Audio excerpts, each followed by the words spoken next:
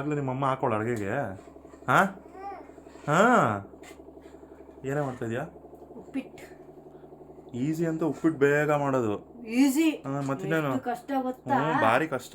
ಮತ್ತೆ ಅಲ್ಲೋ ನಿನ್ನ ಮಗನೇ ಮಾಡ್ತಾವನೆ ಅಷ್ಟು ಈಸಿ ಉಪ್ಪಿಟ್ಟು. ಏನಿಲ್ಲ, ರವೆ ಹುರ್ಕೊಬೇಕು, ಹಾಂ ಮತ್ತೆ ತರಕಾರಿ ಹೆಚ್ಚಬೇಕು, ಎಲ್ಲ ಹಾಕಿ ಒಗ್ಗರಣೆ ಎಲ್ಲ ಕೊಟ್ಟು ನೀರು ಕುದಿಯೋ ತನಕ ಇಟ್ಕೊಂಡು ಮತ್ತೆ ರವೆ ಹಾಕ್ಬೇಕು. ಎಷ್ಟು ಕಷ್ಟ. ಕಷ್ಟ. ತುಂಬಾ ಕಷ್ಟ. ನೀವು 90s ಕಿಡ್ಸ್ ಹೆಂಗಂದ್ರೆ ನೆಕ್ಸ್ಟ್ ನಿನ್ನ ಮಗನ ಜನ್ರೇಷನ್ ಅವ್ರು ಏನು ಮಾಡ್ತಾರೋ?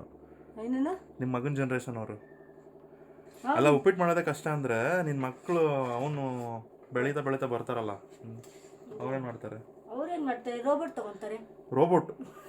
ಮನೆಗೊಂದು ರೋಬೋಟ್. ಅಂದ್ರೆ ನಿನ್ನ ಮನ್ಸಲ್ಲಿರೋ ಮಾತು ಅವ್ನಿಗೆ ಹೇಳ್ತಾ ಇದೆಯಾ ರೋಬೋಟ್ ತಗೋಬೇಕು ಅಂತ? ಹಂಗೆ ಹೇಳ್ತಿಲ್ಲ, ಹೇಳ್ತಿರೋದು ಇವಾಗ ಆಲ್ರೆಡಿ ರೆಡಿಮೇಡ್ ಎಲ್ಲ ಬಂದಿದೆ ತಾನೆ, ಅದೇ ತರ ಅವ್ರಿಗೆ ರೋಬೋಟ್ ಬಂದಿರತ್ತೆ ಮನೆಗೆ ಅಷ್ಟೇ. ಕಷ್ಟನೇ ಇರಲ್ಲ ನನ್ನ ಮಕ್ಕಳಿಗೆ. ಅಲ್ಲ ಮಗನೇ ನೋಡಲ್ಲ ಅಂತೆ. ಹೌದೇನಾ?